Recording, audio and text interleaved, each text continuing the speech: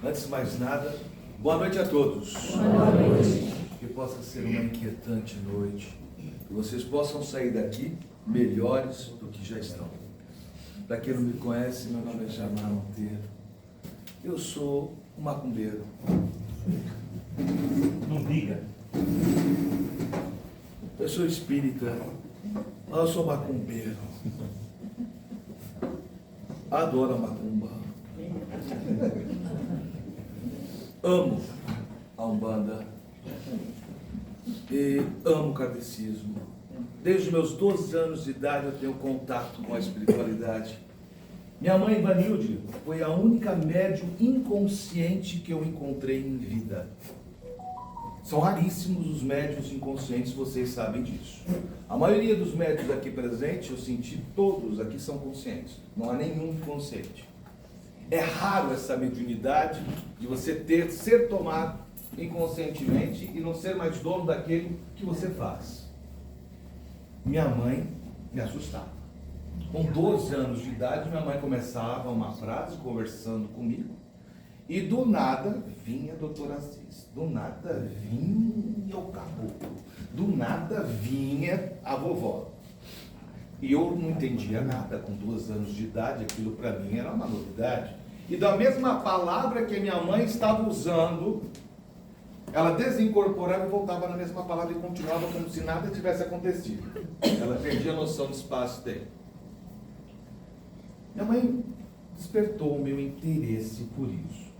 Minha mãe não levou muito a sério a mediunidade dela. Mas mamãe terminou a vida como palestrante espírita no interior de São Paulo, em Borborema, e correu atrás do tempo perdido. Eu, com 14 anos de idade, fui convidado para ir na tenda, no terreiro de Umbanda, indo 7 flechas. E quando eu entrei lá, eu senti uma energia fora do normal, alguma coisa ali. É a mesma coisa quando eu entrei aqui, senti a mesma coisa, senti alguma coisa diferente. Eu estava envolvido em energias diferentes. E aquilo para mim era assombroso, com 14 anos de idade, um adolescente. Aquilo para mim era diferente. E de repente, o índio Flash Flare, ele me deu um recado muito interessante. Ele olhou-me, ele tinha uma dificuldade para andar o médio, o cavalo que ele usava, que ele andava, tinha uma dificuldade para andar com o pé direito. E ele olhou para mim e me disse algumas coisas que na época eu não entendia. E a minha guia era azul, e ele dizia: você é filho de Iemanjá. E eu falei: quem é Iemanjá? Né? Eu não sabia de nada. Né? E você é filho de Iemanjá. E eu, tá, tudo bem. Mas antes de pisar aqui, você precisa estudar.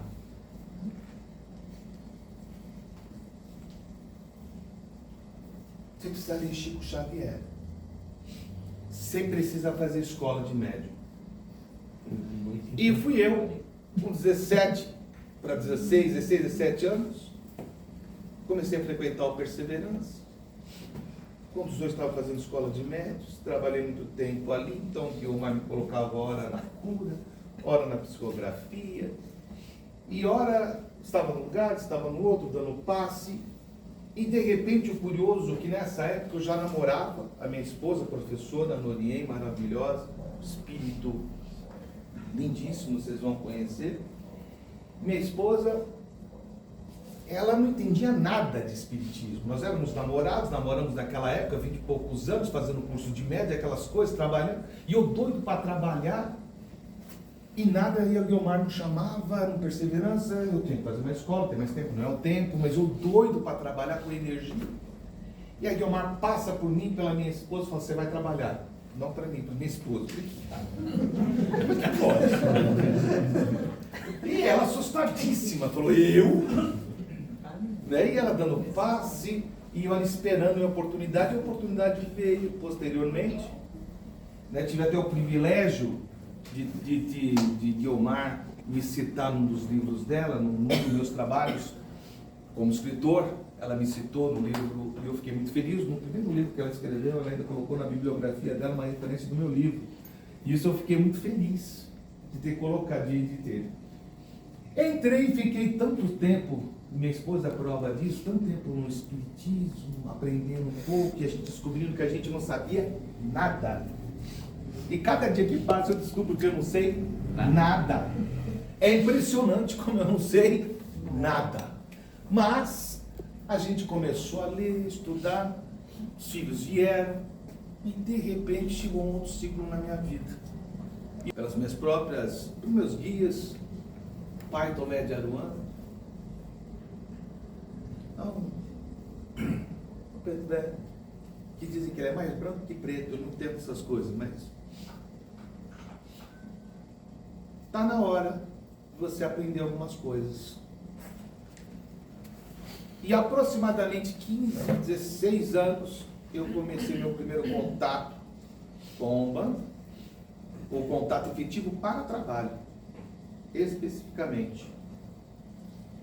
Aprendi tudo aquilo que eu tinha que aprender numa primeira casa que eu trabalhei, eu aprendi tudo aquilo que eu não deveria fazer.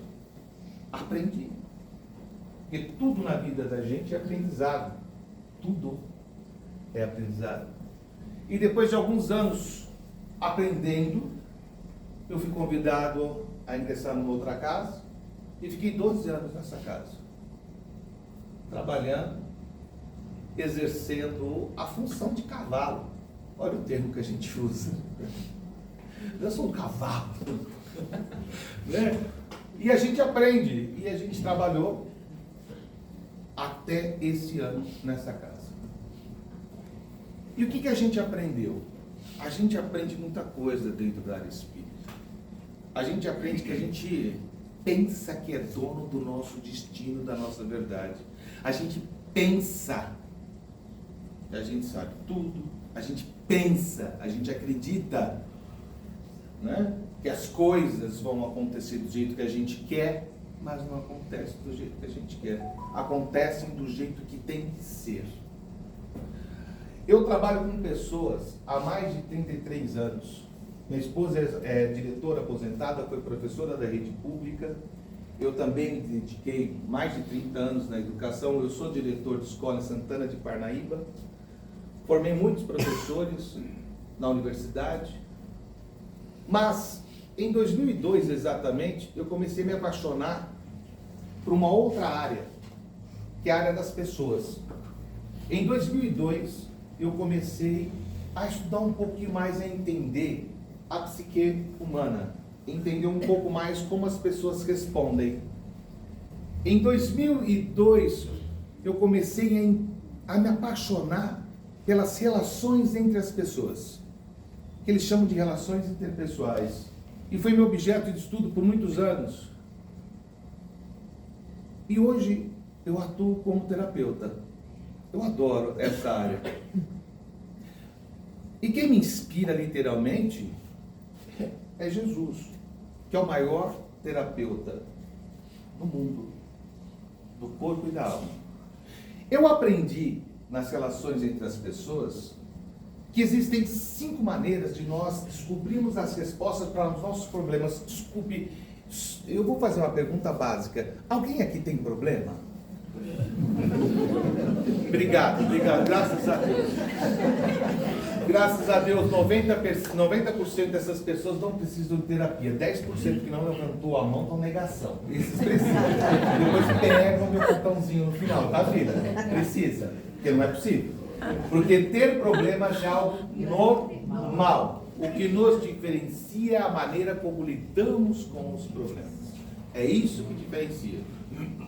Mas existem 5 maneiras de nós enfrentarmos e encontrarmos resposta para os nossos problemas. Porque quando nós estamos com problemas e a gente não sabe lidar com ele, nós geramos um sentimento destruidor espiritualmente falando, que é o sentimento negativo da angústia, da tristeza, da decepção, da mágoa. Você já percebeu, filha, que a gente só fica decepcionado e magoado com quem a gente gosta? Não, você parou para pensar nisso? Para pensar. A gente só fica decepcionado e magoado com quem a gente gosta. E dói! É um sentimento destruidor. A vibração dessa energia, gente, filha, você já ficou do lado de alguém chato? Com raiva? É gostoso? Nada bom, né? A gente sente, né? Quando a energia não é boa. Daí quando vai embora a gente fala, estou com quebrante. Não é assim que a gente fala? Não é? Mas existem 5 maneiras, 5 saberes para você encontrar resposta para as tuas angústias, para os seus problemas. E não há outra maneira de você responder. Você tem os teus problemas de identidade. Você tem os teus problemas pessoais. Você tem os teus problemas profissionais. Você pode encontrar uma resposta para o seu problema usando a ciência psicologia, a ciência medicina, a ciência história, a ciência antropologia, a ciência sociologia. Você pode encontrar resposta para o seu problema na ciência. Você pode encontrar resposta para o seu problema que te angustia, te faz perder o sono. Gente, por que a minha perna dói tanto? Gente do céu, por que a junta está doendo tanto? Gente, o que eu fiz? Meu Deus, tira de mim essa dor, meu Deus do céu. Filha, você pode encontrar resposta para essa dor na ciência e medicina. Mas eu também posso encontrar resposta para as minhas dores na filosofia. Eu posso encontrar resposta para as minhas dores na religião. Eu posso encontrar respostas para as minhas dores na arte e no senso comum. Por que é importante dizer isso para vocês? Porque esses 5 saberes podem ser defendidos numa tese de doutorado. São instrumentos científicos que comprovam saberes, conhecimentos, tanto na ciência, na filosofia, na religião, na arte, no senso comum. O meu mestrado eu usei a filosofia, porque eu amo a filosofia. É um dos saberes que eu optei. Mas eu posso fazer um doutorado na área da religião. Na teologia, logística de Deus, Deus. Então eu posso encontrar resposta para minhas mágoas, para minhas dores, para minhas angústias, para minha dor na perna, se eu aprender a permear os saberes. E quando eu descobri o Espiritismo, eu descobri também que o Espiritismo, ele não é só religião. Espiritismo é ciência, é filosofia, é religião, é arte e senso comum. Não é, Bezerra? É conhecimento da sabedoria. O Espiritismo nos dá resposta para todos os nossos problemas. Por que comigo? Porque justamente agora estava tudo bem entre a gente. Por que agora? Depois de tanto tempo. Então, filha, é muito mais fácil a gente cegar o olhar. Sabe aquela tua filha adolescente, jovem, adulta, aquela que se apaixona, se entrega demais, aí desmancha e começa a cair naquela vaga, porque ninguém ama, ninguém quer, porque a vida é terrível. Você olhou para a primeira vez para o namorado, você falou, meu Deus, o que é isso? Filha, tem certeza? Você não pode me ver feliz, né, mãe? Você não pode me ver feliz se você quer tumultuar a minha vida. Então tá bom, então fica, filha. A vida dá sinais, viu, menina? A vida dá sinais. O seu problema é que você não leu os sinais que a vida dá. Esse que é o problema. Nós não conseguimos ler os sinais. E a gente, depois que não consegue ler os sinais, a gente fica angustiado. Porque agora, queria vergonha na cara. Não adianta você pedir perdão para ela depois que ela morrer. Não entenderam, né? Entendeu sim. Mas ela falou que não quer mais falar comigo. Ela disse que não vai falar mais comigo. Ela falou que não quer me ver na frente, que ela vê o capeta, mas não quer me ver. Ela falou. Então, E você está com vontade de colocar para fora e dizer, desculpe, perdão. Aí você vai esperar desencarnar para falar isso para ela. Aí você vai ficar angustiado o tempo todo. E angústia é um sentimento destrutivo. Numa figura de linguagem, entendam. O que nós fazemos com as nossas mentes é criminoso. O que nós fazemos conosco é terrível. Presta atenção. Filho, eu fico imaginando um homem de quase 100 quilos, bonito como... Não, você vai olhar pra cá. Bonito que nem eu. Não adianta falar que eu não sou, porque eu sei que eu sou. Tenho boa autoestima, sei. Tá? Imagina um homem desse, enfesado, com raiva. É fácil? Não é fácil, você não pode ficar perto. Pergunta pra mim, não pode nem tocar. Não toca. Porque um cara enfesado você não consegue nem tocar. Uma pessoa enfesada você não consegue nem se aproximar. Por que você quer? Já sai daqui, não estou bem. E vocês têm que entender, olha o princípio da analogia. Enfesado, porque eu estou empedrado, eu não consigo colocar para fora. E quando eu não consigo colocar para fora, o que acontece? Qualquer coisa me irrita. Não é diferente. Eu, como terapeuta, o que eu mais vejo é empedramento emocional. E efetivamente sentem. E acabam empedrando a mente. E o espírito, e são aqueles espíritos endurecidos, que reclamam de tudo. Você conhece gente que reclama de tudo? Já? Conhece gente que adora reclamar de tudo? Nada, tá bom? Eu tenho uma tia de 94 anos que diz, tudo bem. Eu adoro. Tudo bem. Pra mim, tudo bem. 94 anos. Tudo bem. Vou desencarnar logo, graças a Deus. Tá tudo bem. Tudo bem. Mas quando a gente não tira essa mágoa, essa angústia, essa tristeza de dentro da gente, a gente explode em sentimentos como raiva, mágoa, tristeza, dor. E nós, às vezes que trabalhamos com as energias sutis, etéreas, nós sabemos o quanto essas energias são destruidoras, o quanto essas energias cegam. Essas energias cegam.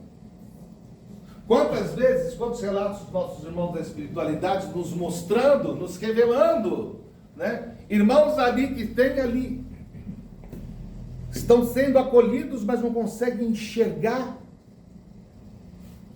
os socorristas, porque estão envoltos no próprio pensamento da tristeza, da angústia, numa sintonia completamente diferente. E qual que é a nossa obrigação, diante disso tudo que eu estou falando? É de colocar para fora, Jamar. Lógico, filho, coloca para fora, mas saiba o que você vai falar. Porque no senso comum a gente aprende que a gente pode falar o que a gente quiser, para quem a gente quiser. Tudo depende da maneira como a gente fala. No senso comum, no aprendizado do senso comum, a gente aprende isso. Eu posso falar o que eu quiser, para quem eu quiser. Tudo depende da forma, da maneira como eu falar. Isso é muito importante que a gente ponha para fora, mas saiba a maneira de colocar isso para fora. O maior problema que eu atuo hoje no quadro clínico são problemas de transtorno de ansiedade. Já ouviram falar? Tem alguém ansiosa aqui? Deus abençoe todos ansiosos. E bom, a ansiedade é um sentimento maravilhoso. Adoro. Não, a ansiedade é bom. O que não é bom é o excesso. Tudo que é excesso nos faz mal. Excesso de negatividade, excesso. Todo excesso nos faz mal e tem que ser tratado. Mas a ansiedade, medo, é bom a gente ter. Medo preserva a vida. O que a gente não pode ter é transformar o medo em fobia, que é o medo exagerado. Porque transtornados todos nós somos. Não tem um são aqui. Nem eu. Não tem, filho. Não tem. Aqui. Exato. E não é só isso. Vocês olham os médios trabalhando aqui, né? Vocês estão vendo esses médios aqui todos? Sim. Né? Eles fazem um esforço muito grande para se dar bem com os outros. O problema de uma casa espírita não é a estrutura, são as pessoas. Eles se esforçam para se dar bem com os outros. Porque são, em outras vidas, são todos inimigos, estão pagando o que merece. Porque um carcou no outro. Que foram convidados a trabalhar junto para resgatar esse karma coletivo deles. Vocês pensam que aqui é tudo amém, ui querida, bom dia, boa noite, é nada, porque você está me olhando desse jeito. Esse é o nosso exercício. A gente sabe por que está aqui. A gente sabe das nossas diferenças. Você veio numa casa espírita, não é só para tomar um passe. Você veio pedir. E não vem falar para mim que você não veio pedir, não, porque senão você está mentindo a si mesmo. Ah, mas eu vim pedir para os outros, mas veio. Mas veio, não veio com o furado, veio. É importante a gente pedir. É muito bom a gente pedir. Mas o que nos renova, o que nos transforma, não é só a petição ou pedir. O que nos transforma de verdade é a gratidão. O maior sentimento espiritual, irmã do amor, que transforma tudo e a todos. Não tem energia mais etérea, mais iluminada, maravilhosa e transformadora do que a gratidão. Mas eu não tenho um iPhone 11.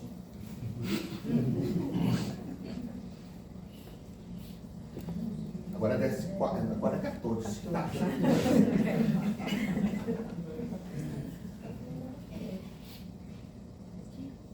Não me provoca. Você não me provoca toda hora. E minha vida não vai para frente e não sabe por quê.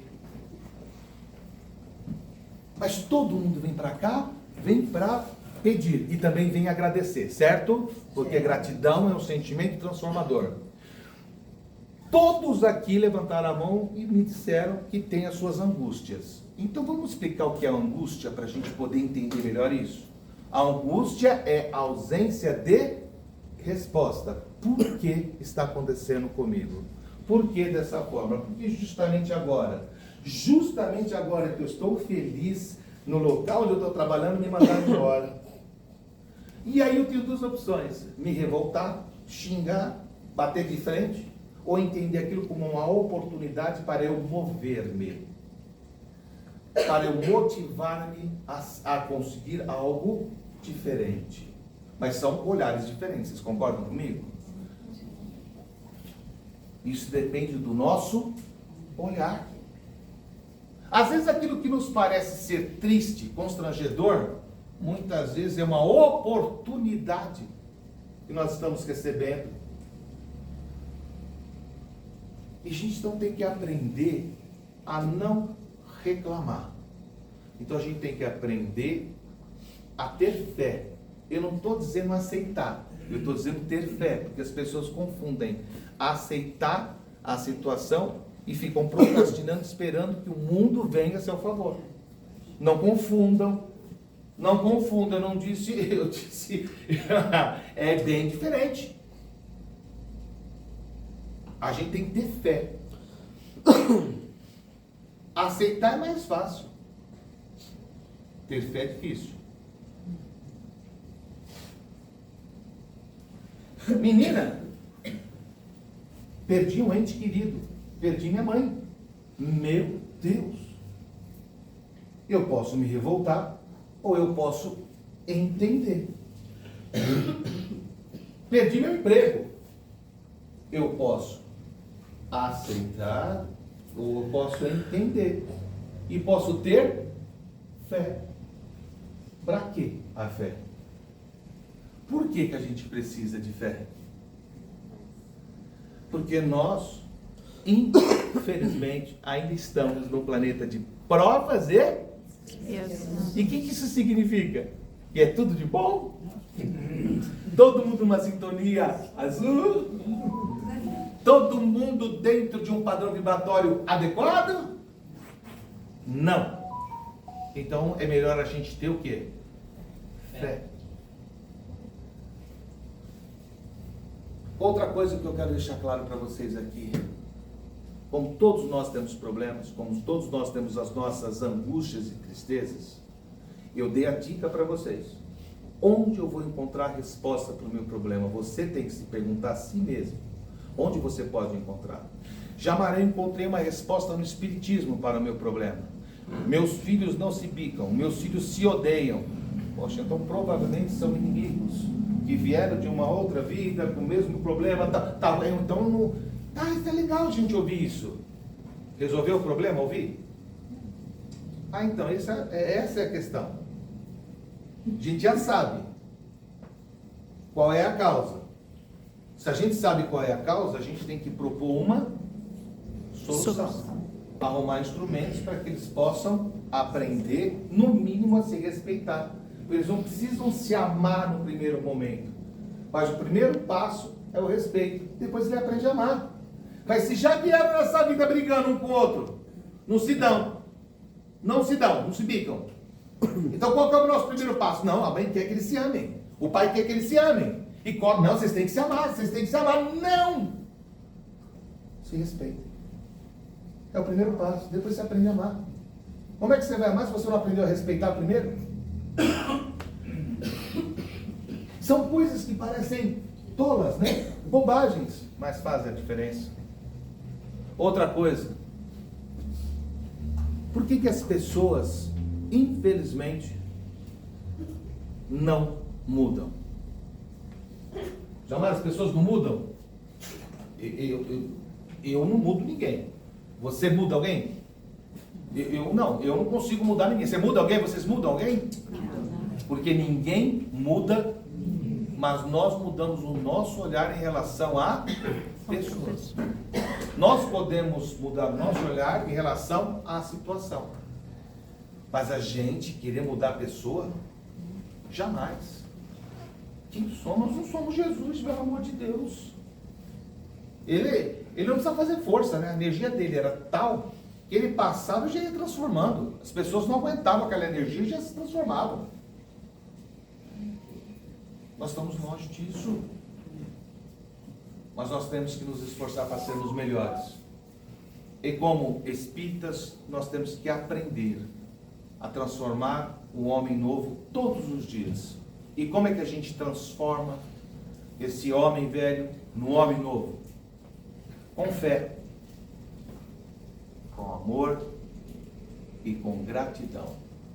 Muito obrigado pela oportunidade de poder ter batido esse papo com vocês. Ô, Damar, se você quiser. Tem certeza? Porque eu falo demais. Ó, tem gente cansada, aquela moça falando assim, eu não aguento mais aquele cara falando. Ela ali, ó, ela quer, não aguento mais aquele cara falando, eu tô sentindo ali, ó. Tá demais, eu preciso tomar cuidado. 9h15, Porque assim, eu vou fazer uma coisa melhor que essa, né? Como eu disse para vocês, eu adoro a mente humana, tá certo? O que eu não souber responder aqui, eu vou procurar e depois eu mando via e-mail, via zap ou SMS. Mas eu vou deixar vocês também pensarem em perguntas dentro da minha área, como psicanalista.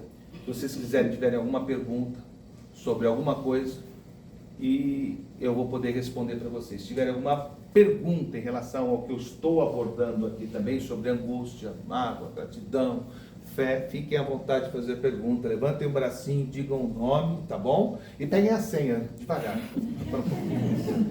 para poder falar. Tem um amigo meu aqui que já tá correndo. Tem um amigo meu com dor na perna aqui que vai falar, meu Deus, não para de falar, não tô nem aí para ele. Não tô nem aí para ele, né, Reinaldo? Então tá bom, vamos lá. Então eu vou continuar aqui com vocês. Então eu parei no seguinte: fé.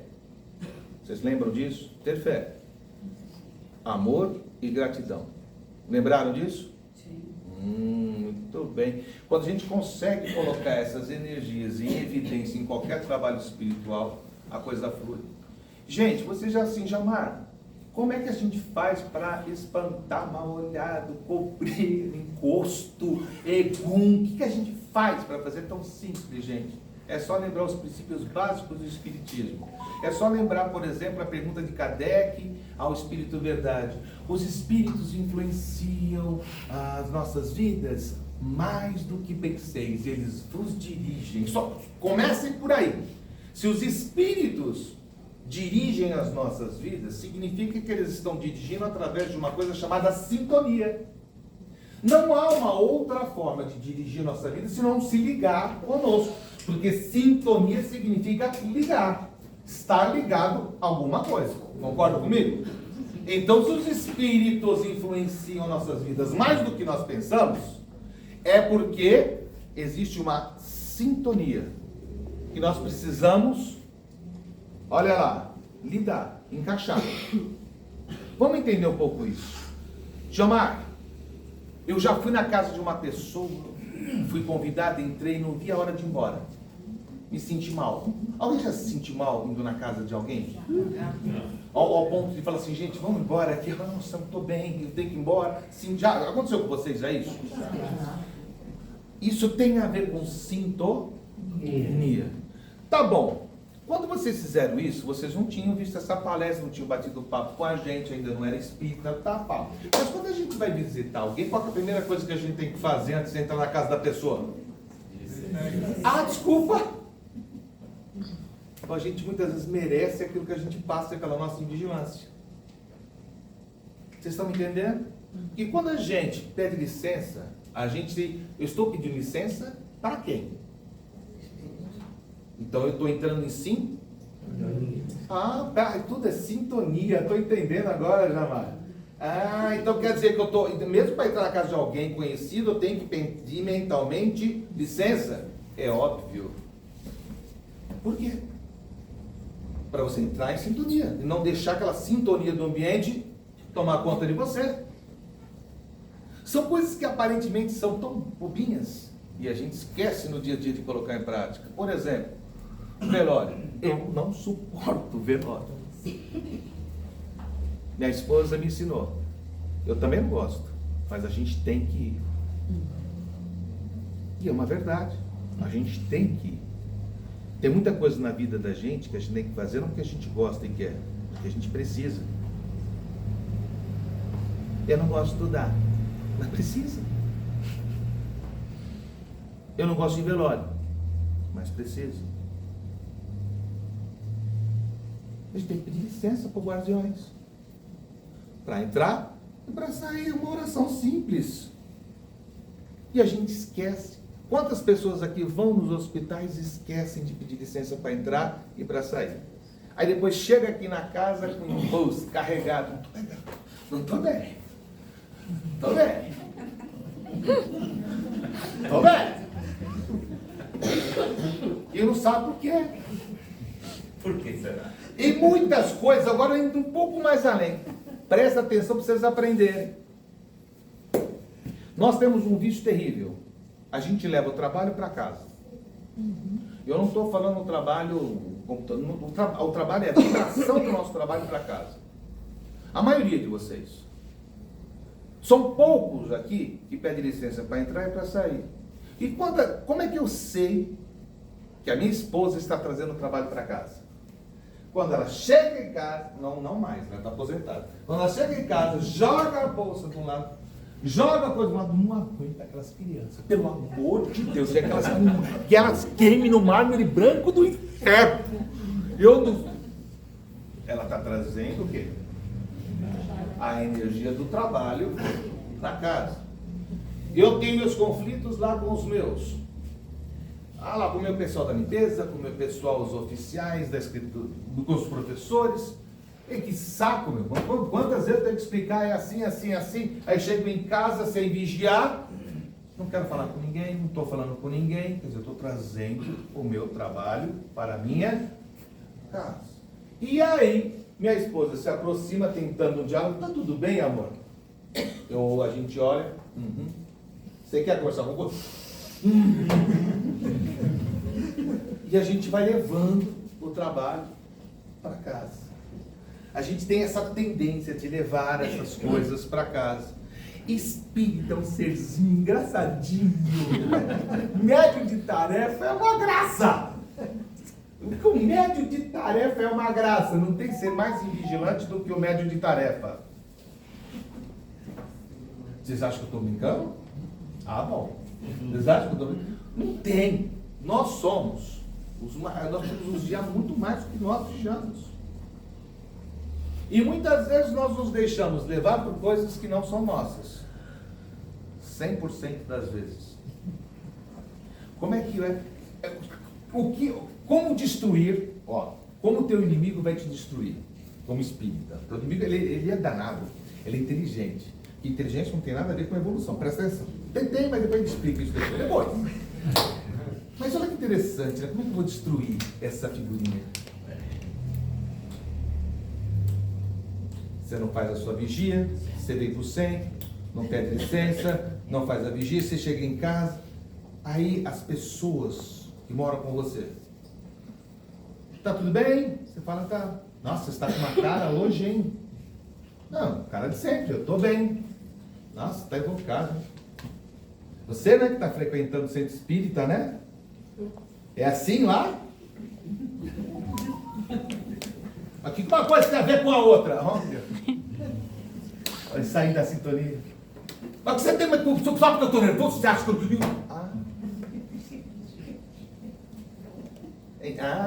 É esse o Jesus, amor, que você aprende lá?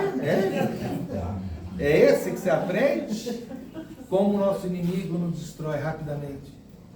Porque o nosso inimigo, ele não vai nos atacar diretamente. Ele vai usar os que estão em casa, os nossos.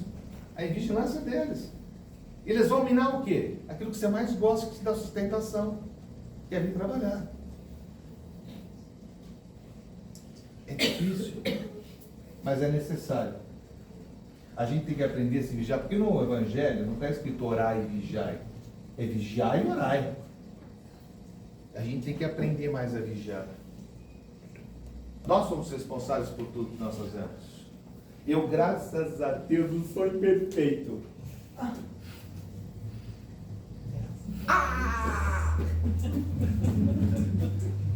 Graças a Deus. Não tenho pretensão de ser Chico Xavier, nem santo, nem de Val. Estou longe. Mas, filha, quilômetros-luz de distância. Porque a maioria dos palestrantes que eu conheço, dos meus amigos palestrantes, dos meus colegas espíritas, olha, estão na mesma sintonia que eu também, não presta também, olha. Olha, tá tudo ali, ó. Nenhum é santo. Ninguém é santo. Muito pelo contrário. Se a gente está à frente, né, Zé? Porque a gente tem muito débito, a gente tem que resgatar muita coisa, né, Zé? A gente tem. Não é que a gente quer, a gente precisa. E é assim a vida. Caminha a humanidade desse jeito. A gente precisa ter um pouco mais de percepção, de vigia. Alguém quer fazer alguma pergunta? Vocês vão deixar eu falar? Eu falo muito. Tá cansada, né, filha? Mas... Vigiar e orar é até Cristo ensinou para os apóstolos. Aê. No Horto das Oliveiras ele falou para todos, eu vou lá orar. Agora, por favor, vigiem e orem. Quando ele voltou, ele estava todo mundo dormindo. Judiação estava com sono, filho. Não faz isso com eles, não, Judiação. Você quer exigir muito, para com isso. Não, para com isso. A gente tem uma mania de exigir muito dos outros, né? De nós também. A gente está no caminho da evolução, todo meu irmão, vocês, todos nós todos que estamos no caminho da evolução, a gente quer se melhorar como ser humano, como homem na acepção da palavra. A gente quer se tornar pessoas melhores, cristãs. Quando eu falo pessoas melhores, é efetivamente exemplificar o cristianismo. Ou seja, ser cristão. E a gente pode resumir o cristianismo numa frase muito bela que se encontra no Evangelho, né? O que é ser cristão? É amar a Deus acima de todas as coisas e ao próximo como a si mesmo. Eu acredito que esse é o grande princípio macro que a gente tem que seguir, né? Mas é difícil. A gente vive com pessoas no mundo de provas e expiações e eles vão nos decepcionar, filha. Os discípulos decepcionaram Jesus, magoaram Jesus, mas ele soube lidar de uma forma muito melhor do que a gente, porque quem magoa e nos decepciona nos destrói e a gente destrói a relação. A gente não quer nem ver mais no pecado, não quero ter aquela pessoa na minha frente, não quero. Não é assim? E Jesus dizia o quê? Ama o teu inimigo. Ama Tem que saber o teu perdoar, irmão. né? Saber perdoar. Difícil. Difícil. Né? Alguma pergunta? Pergunta. Alguém tem pergunta para ser feita? Pergunta, algum questionamento? Tem um monte, não, mas muito com vergonha. Um de cada vez, tá? Por favor. Você falou que a gente precisa colocar para fora, né, para a gente poder se Aê. melhorar.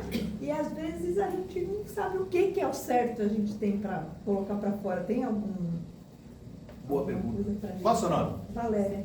Valéria.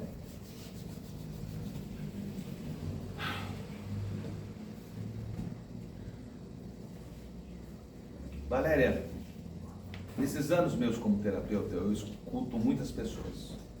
A gente tem um exercício que a gente chama de exercício da escuta. Escuta atenta. O que a gente percebe nesses anos de atendimento? Uma coisa tão simples e que a gente não valoriza. Eu vou te dar um exemplo que já aconteceu com muitas pessoas aqui, para poder te responder de uma forma muito didática. Às vezes vem uma amiga desesperada te procurar. E ela fala, porque tá isso, minha vida tá assim. Fala, 30, 40, sem parar. Ela fala. E você não tem tempo para falar, porque ela tá falando por você e por ela. Fala. Aí no final das contas, depois de 1 hora ela falando, ela fala, puxa, como foi bom falar com você, você não abriu a boca. Está entendendo o princípio da psicanálise, da psicologia? Eu quero te mostrar de uma forma didática, para você entender como é importante a necessidade de falar. Há um exercício pouco feito e realizado. Quando a gente vai visitar, muitas vezes, um asilo, né? Pessoas, a gente tem uma oportunidade tão rica de fazer a caridade plena e não faz. E tem muita gente que vai lá para levar as doações materiais, mas não faz o que é mais importante. Ouvir a repetição constante das pessoas que já estão comprometidas mentalmente. Estão com Alzheimer, que estão com uma demência. Não existe, a caridade maior não é levar só o que falta em termos de alimentação. A caridade maior é ouvir aquela pessoa, mesmo que seja repetitiva, porque ela tem a necessidade de colocar para fora. Eu estou dando vários exemplos do quanto é importante. Exemplo, você pega um filho, os adolescentes de hoje, tem muitos adolescentes que pegaram a mania de acham que estão colocando para fora usando os 2 dedinhos. Né? Eles acham que estão conversando. A conversa é olho a olho, frente a frente. Porque tem muitos adolescentes que escrevem bastante no WhatsApp, aí a mãe pergunta, ou te pergunta, e aí, como é que está a sua vida? Não consegue falar. Tá bom, vamos conversar pelo WhatsApp que é mais fácil. Eu tenho adolescente com sinais, eu trato adolescente com sinal de intoxicação digital. Vocês têm ideia do que é isso? Intoxicação. É os mesmos sintomas da abstinência do álcool, de drogas. Você tira o celular da mão desse adolescente, ele começa a ter aceleramento cardíaco, sudorese, e tem intoxicação digital. Tem muito. Então você me pergunta, como é que a gente tem que colocar para fora? Eu preciso puxar a sardinha também para o meu lado, mas todos nós precisamos de orientação espiritual, mas nós também precisamos de terapia. Pôr para fora aquilo que a gente não conseguiria dizer para um pai, para uma mãe, para um irmão, para uma filha. Mas se a gente não coloca para fora, a gente empedra. E se a gente empedra, o que acontece? Fica com raiva, fica irritado. E em algum momento a gente explode. Então todos nós precisamos de terapia. Eu ainda sou do tempo que ouvíamos absurdos. Eu sou do tempo ainda que terapia era coisa para louco.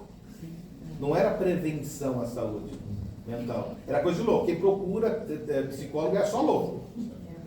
Eu sou desse tempo ainda, vocês não, graças a Deus. Os jovens sabem que hoje é necessário. Eu nunca trabalhei tanto, minha esposa sabe disso. Eu nunca trabalhei tanto como eu trabalhei na pandemia.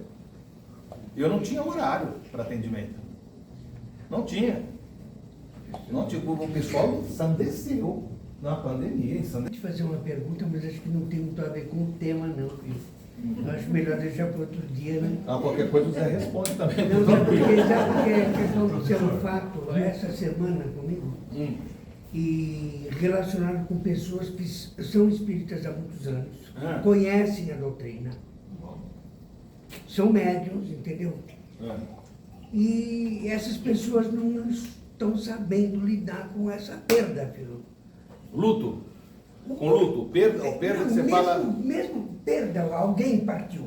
Então, isso chama-se luto. Por quê que as pessoas, tendo conhecimento, frequentam o centro, frequentam a doutrina há anos e não sabem lidar com essa perda? Tá bom. Então vamos responder para você. Isso é bom, uma pergunta. Desculpa se de não, repente... tá dentro aqui do contexto. contexto. O que eu quis dizer? Deixa que eu explico para eles aqui que eles vão entender. Ó. Preste atenção. Ele está trazendo algo muito significativo, que é a questão do luto. A perda. O luto, na verdade, não é só a perda de um ente querido. Eu posso estar enlutado se eu perder um anel que eu gosto muito. Se eu desmanchar um namoro, eu posso entrar em luto. O luto, essencialmente, ele passa por 5 fases. A primeira fase do luto é a negação, raiva, negociação, depressão e aceitação. Toda a gente perde, por exemplo, eu trabalhei numa empresa, minha esposa lembra disso, no colégio em Atibaia, que eu era apaixonado por aquele colégio. E eu, na minha cabeça, estava fazendo um trabalho como diretor naquele colégio muito bom. Estava com uma equipe pedagógica bacana, o pessoal me aceitando bem. E de repente, no final do ano, me mandaram embora. Eu falei, eu não consigo acreditar que eu fui mandado embora. Negação. Aí me deu raiva. Mas por quê? O que eu fiz de errado? Não, deixa eu ver o que aconteceu. Quem sabe eu não consiga voltar para essa escola. Negociação. Meu Deus, será que eu não sou esse profissional competente? Depressão. Aí me ligaram, me convidaram para trabalhar no outro colégio, Barão. Aceitação. Entenderam rapidamente como é que é o processo do luto, como passa? Todos nós, ele falou uma coisa importante, que é bom que vocês saibam. As pessoas lidam com o luto de forma diferente. Há pessoas que aceitam a perda de uma forma muito mais tranquila. Outras pessoas não. E ninguém precisa aceitar o luto da mesma forma. Cada um trabalha com a perda de forma diferente. No entanto, se esse luto, se essa perda está me causando constrangimento a mim ou gerando dor no outro, eu preciso de um terapeuta. É só pegar o cartãozinho no final.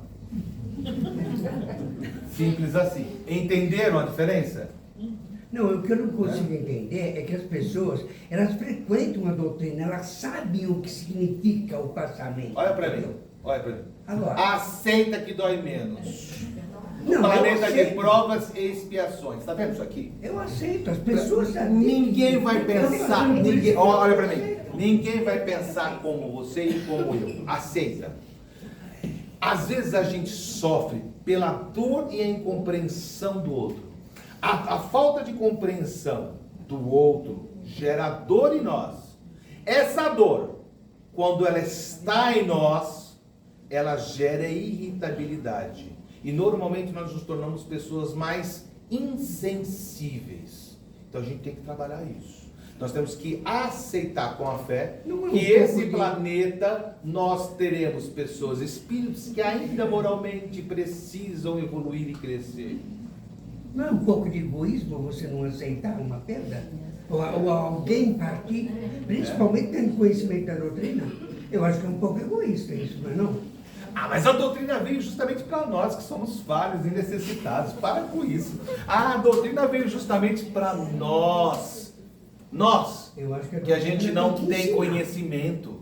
Não é? Ou então Nós a gente somos não os está ignorantes. preparado. Não estamos preparados, então, para entender a doutrina. Sim.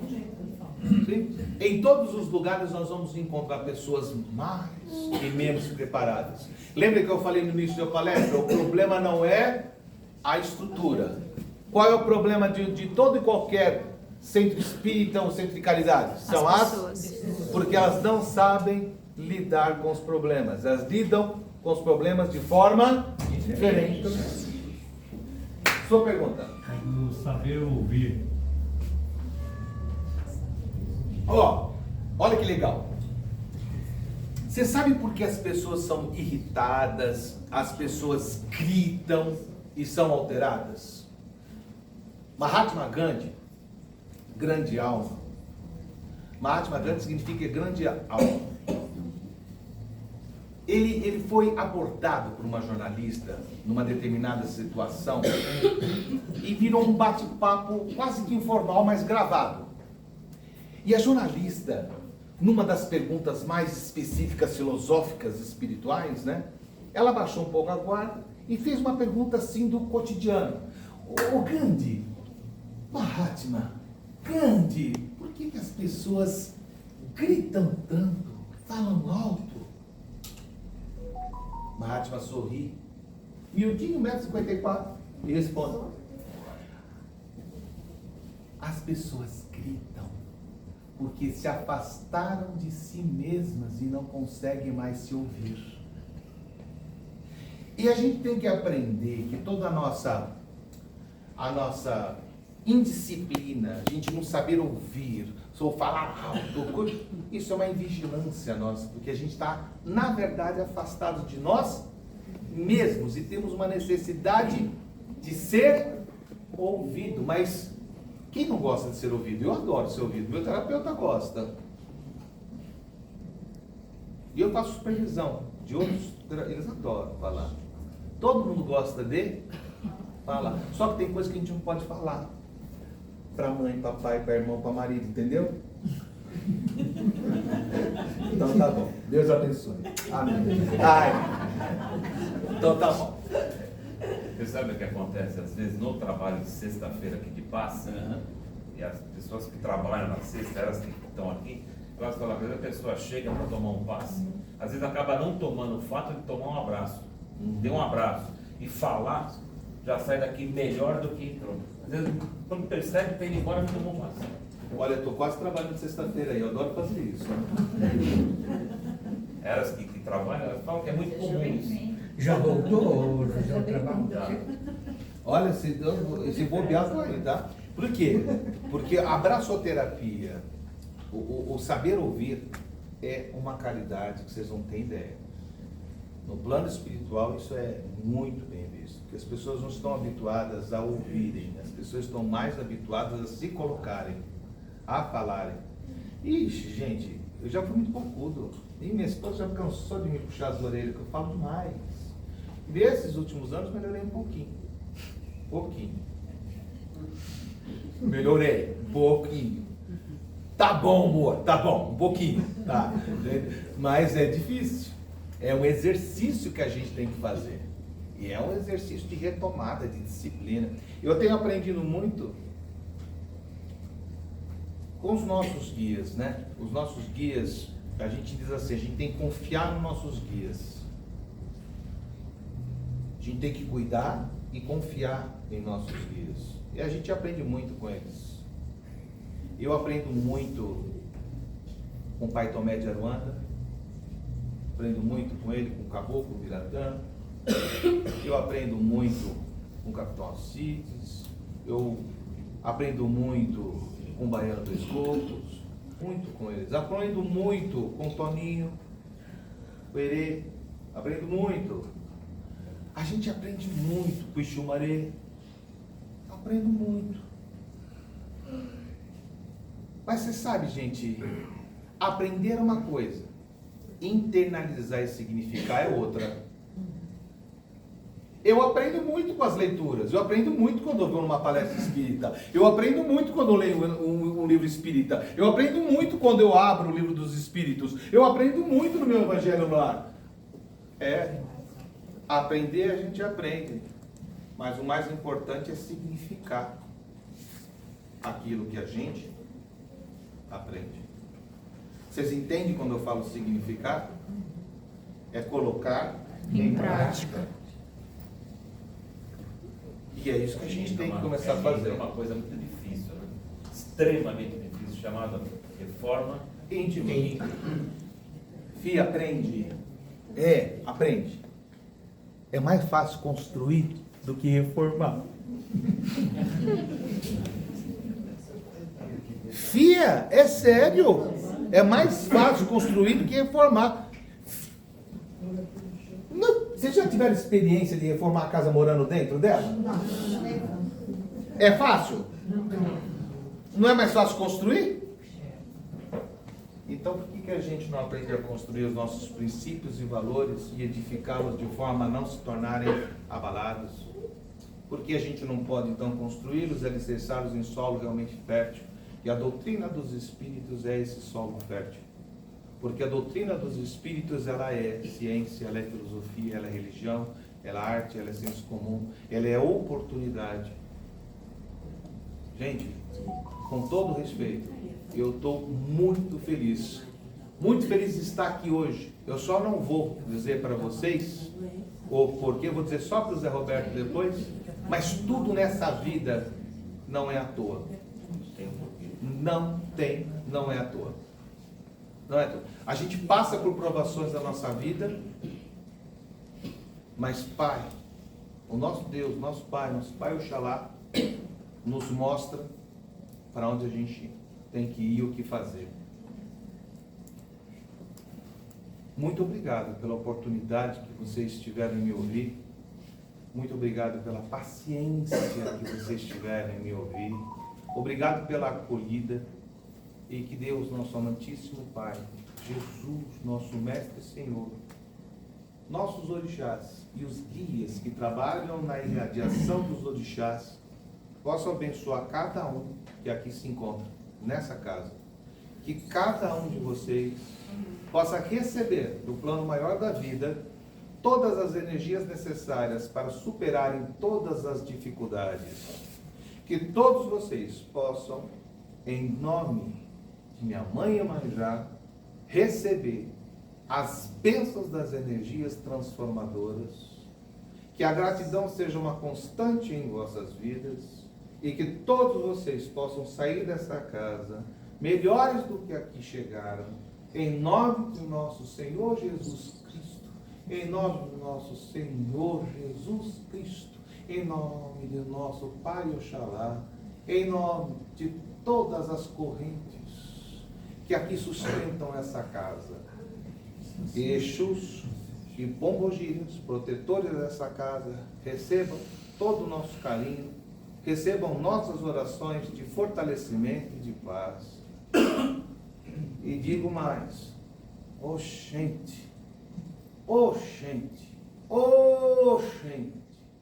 nunca se esqueça, algo da demanda e o coco da caridade. E se for fazer alguma coisa para os teus poucos, façam a caridade, que assim seja. Amém.